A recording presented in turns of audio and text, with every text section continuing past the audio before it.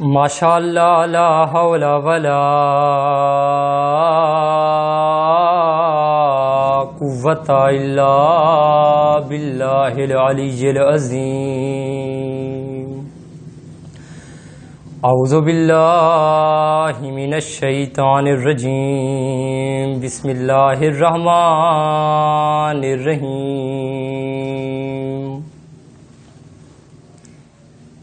ان اللہ وملائکتہ یصلون علی النبی یا ایہا الذین آمنوا صلوا علیہ وسلموا تسلیما. اللہم صلی علی محمد وآل محمد.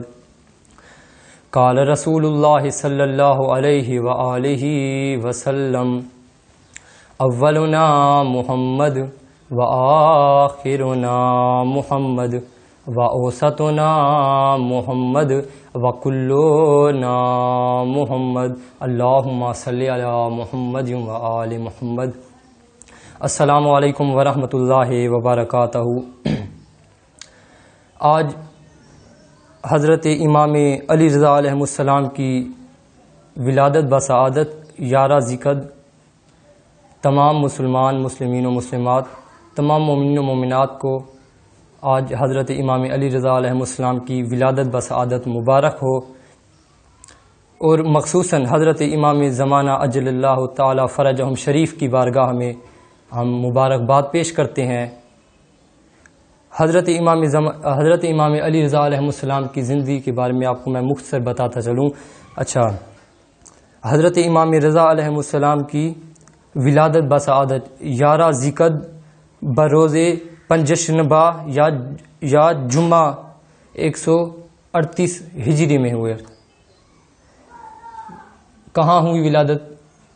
آپ علیہ السلام کی ولادت مدینہ منورہ میں ہوئی، اور آپ علیہ السلام کا نام مبارک، آپ کا نام علی ہے، اور رضا جو ہے نا آپ کا لقب ہے. اچھا، رضا کے علاوہ امام کے باقی دیگر القابات بھی ہیں، جن میں سے چند یہ ہیں. رضا بھی امام کا لقب ہے، اس کے بعد سراج اللہ بھی امام کا لقب ہے، امام علی رضا علیہ السلام کا. نور الہدا بھی امام کا لقب ہے، قرۃ العین بھی لقب ہے.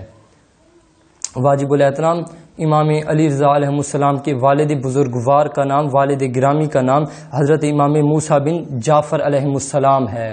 والدہ گرامی کا نام کیا ہے؟ والدہ گرامی کا نام نجمہ خاتون ہے.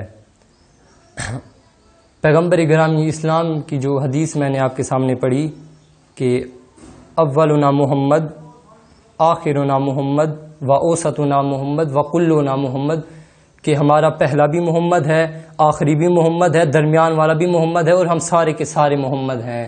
واجب الاحترام بے شک ایسے ہی ہے، یہ سارے ہی محمد ہیں. پہلا بھی محمد ہے، رسول خدا خود بھی محمد ہے، امام مہدی اجل اللہ تعالی فرجہم شریف بھی محمد ہیں، درمیان والے تمام یہ محمد ہیں. آج امام رضا علیہ السلام کی زندگی سے ایک واقعہ جس سے پتہ چل جائے کہ واقعی میں یہ سارے محمد ہیں. ذرا اس واقعے پہ توجہ کیجیے گا. اچھا، ابو حبیب نباجی سے روایت ہے کہ اس کا بیان ہے. یہ کہتے ہیں، راوی بھی یہ خود ہیں، اور یہ کیا کہتے ہیں؟ یہ کہتے ہیں کہ میں نے حضرت محمد صلی اللہ علیہ وآلہ وسلم خاتم النبیین کو خواب میں دیکھا. اچھا، خواب میں دیکھا، اور وہ یہ بھی کہتا ہے کہ مجھ سے یہ روایت اب کون لے رہا ہے؟ محمد بن منصور سرخسی نے اپنے اسناد کے ساتھ، وہ بھی یہ روایت لے رہے ہیں، اپنے اسناد کے ساتھ محمد بن کعب کرزی سے روایت کی. اس کا بیان ہے کہ جس وقت مقام حجفہ میں تھا، جب وہ کہتے ہیں کہ ابو حبیب نباجی کہتے ہیں کہ جب میں حجفہ میں تھا تو رسول خدا صلی اللہ علیہ وآلہ وسلم کو عالم خواب میں دیکھا، تو آپ صلی اللہ علیہ وآلہ وسلم کے پاس گیا. جب آپ صلی اللہ علیہ وآلہ وسلم کے پاس گیا تو آپ نے فرمایا، اے شخص، تو نے دنیا میں میری اولاد سے محبت کی ہے، تو نے دنیا میں میری اولاد سے نیک سلوک کیا ہے، اس میں مسرور ہوا، میں اس میں مسرور ہوا، یعنی میں اس میں خوش ہوا. پیغمبر اس شخص سے کہہ رہے ہیں کہ میں آپ کے اس عمل سے خوش ہوا. اچھا، اور پیغمبر آگے کیا کہہ رہے ہیں کہ بروز قیامت میں آپ کو اس کا اجر دوں گا. بروز قیامت پیغمبر فرما رہے ہیں کہ آپ کو میں کیا دوں گا، مجھ سے اس کا بدلہ پائیں گے آپ، میں اس کا آپ کو اجر دوں گا. اچھا، اس وقت آپ کے سامنے ایک تبہ میں سیہانی کھجوریں رکھی ہوئی تھی. پیغمبر کے پاس، وہ عالم خواب میں دیکھ رہا ہے، اور پیغمبر کے پاس کھجوریں رکھی ہوئی تھی، سیہانی کھجوریں رکھی ہوئی تھی. تو اس شخص نے عرض کیا کہ اے پیغمبر خدا، مجھے عطا کیجئے کھجوریں، مجھے یہ سہونی کھجوریں عطا کیجئے. پیغمبر خدا نے ہاتھ میں کچھ کھجوریں اٹھائیں اور اس شخص کو دی. واجب الاحترام وہ کھجوریں تقریباً 18 کھجوریں تھیں. وہ کھجوریں جب 18 کھجوریں اس نے لی تو اس نے دیکھا، جب 18 کھجوروں کی تعداد اس نے دیکھی تو اس نے اپنے خواب کی تعبیر نکالی کہ میرے تقریباً باقی 18 سال ہیں زندگی کے. اچھا، چند عرصے کے بعد اسے یہ خواب بھول گیا. جب اسے یہ خواب بھول گیا تو کچھ عرصے کے بعد امام علی رضا علیہ السلام بھی تشریف لائے. جب امام علی رضا علیہ السلام، جب اس کے ذہن سے یہ خواب اتر گیا اور جب امام علی رضا علیہ السلام تشریف لائے تو لوگ جوک در جوک امام کی زیارت کے لیے جا رہے تھے، امام کو دیکھنے کے لیے جا رہے تھے.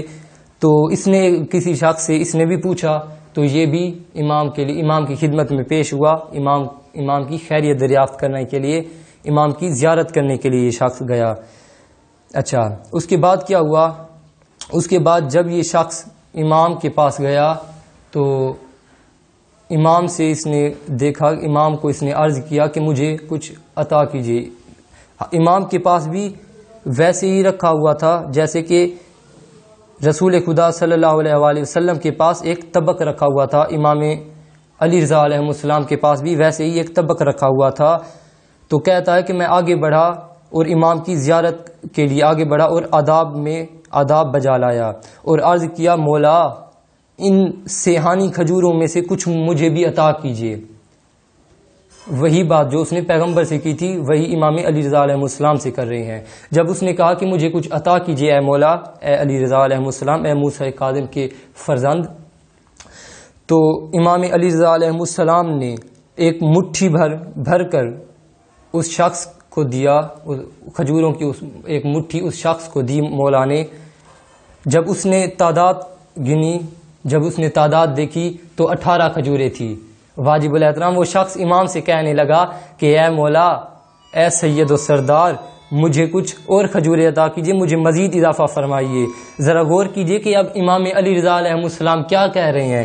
امام فرماتے ہیں کہ اگر میرے جد تاجدار مدینہ حضرت محمد مصطفیٰ صلی اللہ علیہ وآلہ وسلم نے آپ کو زیادہ عطا کیے ہوتے تو میں بھی زیادہ عطا کرتا. واجب الاحترام پتہ چلتا ہے کہ پیغمبر گرامی اسلام کی جو حدیث ہے کہ ہم سارے محمد ہیں، یقین کیجئے کہ واقعی ایسے ہی ہے، یہ تمام کے تمام محمد ہیں.